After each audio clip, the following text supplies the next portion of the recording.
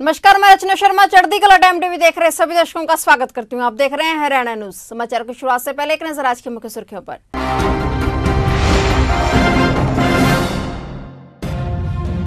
हरियाणा में महामारी से 10वीं मौत, संक्रमित मरीजों की संख्या 700 के पार।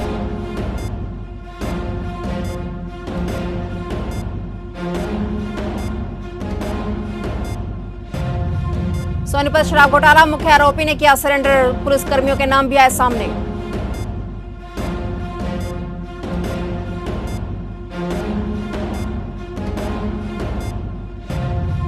प्रवासी मजदूरों को घर भेजने की तैयारी शुरू, शेल्टर होम में ठहराने का किया इंतजाम।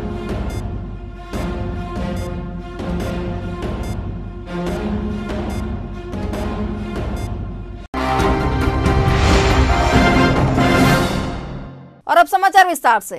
हरियाणा में महामारी के संक्रमण का कहर लगातार जारी है। प्रदेश में कोरोना संक्रमित मरीजों की संख्या 705 तक पहुंच गई है। अब कुल 300 मरीज ठीक हो चुके हैं। वहीं महामारी से 10 लोगों की मौत भी हो चुकी है। फरीदाबाद में सेक्टर 28 निवासी महिला की मौत के बाद पूरे सेक्टर में दहशत का माहौल बना हुआ है। मृतक महिला पिछले कई दिनों से बीमार थी और वेंटिलेटर पर थी। इस महिला के परिवार में 3 लोग, बेटे, बहू और पोते भी पॉजिटिव आए हैं। खरखोदा में शराब घोटाला इन दिनों चर्चा में है। पुलिस द्वारा सील गोदाम से लॉकडाउन के दौरान लाखों की शराब गायब हो गई। गृह मंत्री अनिल विज के स्वयं संज्ञान लेने के चलते मामले में 2 थाना प्रभारियों समेत 5 पुलिस कर्मियों पर मामला दर्ज किया गया है। वहीं शराब तस्कर भूपेंद्र व अन्य पर भी मुकदमा दर्ज किया गया है। पुलिस ने मुख्य आरोपी भूपेंद्र दहिया को गिरफ्तार किया है। पुलिस ने उसे न्यायालय में पेश कर 4 दिन के रिमांड पर लिया है। रिमांड के दौरान आरोपी से कई बड़े नामों और सफेदपोश लोगों का नाम भी उजागर हो सकता है।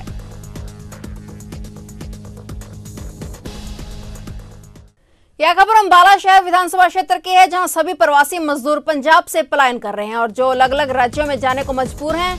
लॉकडाउन के चलते काम ठप होने के कारण ये मजदूर हरदोई के लिए निकले हैं, जिनमें छोटे छोटे बच्चे और महिलाएं भी शामिल हैं।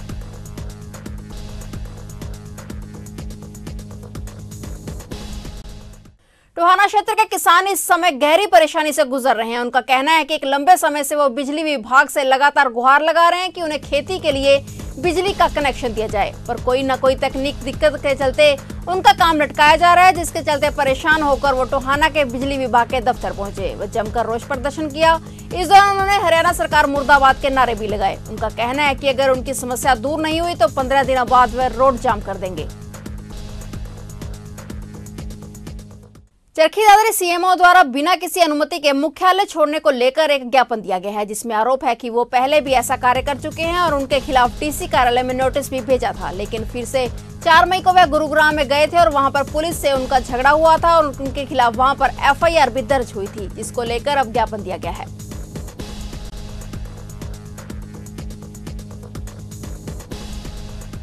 प्राप्त हुआ है जिसमें कुछ सीएमओ के प्रति कुछ उनके कार्य को लेकर कमियां बताई गई है, जो कि सीएम साहब और डीसी साहब को भेजने के लिए कहा गया। इसको हम विभाग में भेज देते हैं।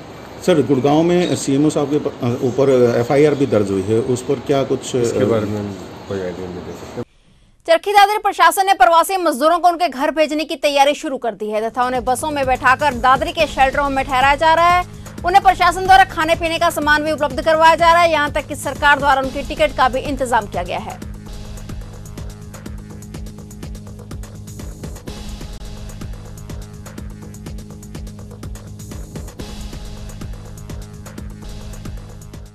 विद्यानगर निवासी मृतक BSF जवान के घर के आसपास 3 व्यक्ति कोरोना संक्रमित मिले हैं। वो संक्रमित व्यक्तियों में एक 11 साल का लड़का, एक 15 साल की लड़की और एक करीब 42 वर्षीय व्यक्ति शामिल हैं।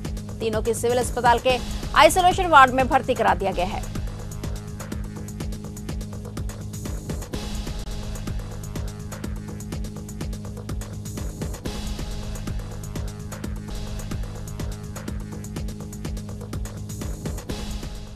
पुलिस की द्वारा क्या व्यवस्था की गई है, क्योंकि बताया जा रहा है कि सील करने की बात जहाँ तक सामने आ रही है। अभी जो 3 कोरोना पॉजिटिव की रिपोर्ट आ रही है कि इनको कोरोना पॉजिटिव है, इनको श्री भगवान इंस्पेक्टर की टीम मौका पे हाजिर आई है और मैं भी हाजिर हूँ। असिस्टेंट इंडस्ट्रियल एरिया ये विद्यानगर का एरिया है, जो तीनों को अभी ही जस्ट लेके गए हैं क्वारंटाइन करने के लिए। जो ये एरिया अभी सील करवाऊँगा और इधर से ये रो और उधर से ये रो, दोनों सील करवाऊँगा। फरीदाबाद में फॉरेस्ट डिपार्टमेंट में काम करने वाले विकास चंदीला अपने खर्चे पर समाज सेवा में जुटे हुए हैं। विकास चंदीला ने बताया कि उन्होंने यह बीड़ा लॉकडाउन के बाद से उठाया और वह अब तक सैकड़ों लोगों को सूखा राशन और कई गांवों और कॉलोनियों को अपने खर्चे पर सैनिटाइज करवा चुके हैं। उनका कहना है कि जब तक यह लॉकडाउन जारी रहेगा तब तक वह इसी प्रकार लोगों की सेवा करते रहेंगे।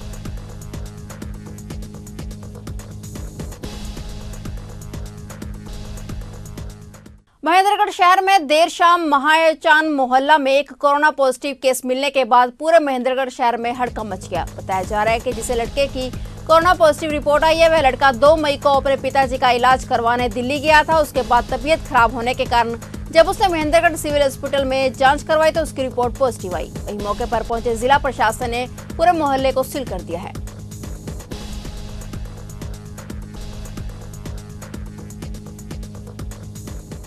अंबाला के साहा नेशनल हाईवे पर चल रहे प्रवासी मजदूरों ने सरकार से गुहार लगाई है कि सरकार की तरफ से उनके खाने पीने और उनके घर भेजने की व्यवस्था की जाए। प्रवासी मजदूरों को कहना है कि एक हफ्ते से वे अपने छोटे बच्चों को साथ लेकर चल रहे हैं। एक हफ्ते से ही अपने बच्चों के साथ फुटपाथ पर वे भटक रहे हैं, जिसके चलते सरकार तक इन प्रवासी मजदूरों ने गुहार लगाई है। जिला कुलाना गांव में बिटमड़ा के लोगों ने शव को दफनाने वाली 350 वर्ष पुरानी परंपरा को छोड़ दिया है। उन्होंने शव का अंतिम संस्कार किया। बिटमड़ा के लोगों ने शव का 350 साल बाद अंतिम संस्कार किया है। इससे पहले 30 परिवार के लोग मरने के बाद शरीर को दफनाया करते थे। गांव में बुजुर्ग महिला फूली देवी का शरीर को हिंदू रीति रिवाज से जलाकर अंतिम संस्कार किया गया।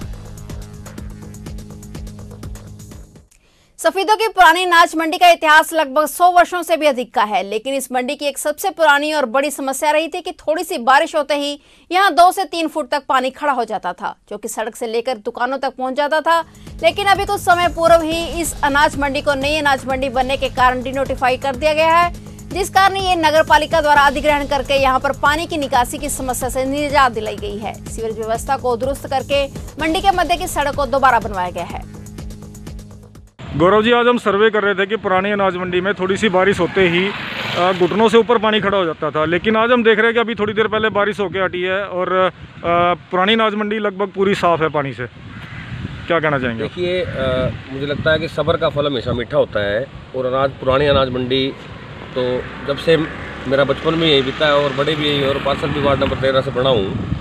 जब से बचपन से हमने सौदी संभाली है उस वक्त से लेकर आज तक 20-25 साल बीत चुके हैं, तो हमने हमेशा ये देखा कि जब थोड़ी सी बारिश हुआ करती थी तो यहाँ जो पानी इकट्ठा होता था बारिश का, वो लगभग 10-10, 15-15 दिन के अंदर निकासी हुआ करती थी और पानी सड़ जाया करता था। लेकिन हमारे प्रयास से, नगर पालिका के प्रयास से हमने ये पूरी की पूरी सड़क का बनाने का काम किया और सारे पाइप व्यवस्था सीवरेज व्यवस्था नहीं बनाने के काम की। और आज मन से बड़ा प्रसन्न हूँ, खुश हूँ कि आज इतनी तेज बारिश हुई, आंधी तूफान के साथ जबरदस्त वर्षा होने के बावजूद भी पुराने अनाज मंडी में कहीं भी एक बूंद पानी नहीं है। फिलहाल हरियाणा न्यूज में इतना ही। तब तक के लिए देखते रहिए चढ़ती कला टाइम टीवी और मुझे दीजिए इजाजत। धन्यवाद।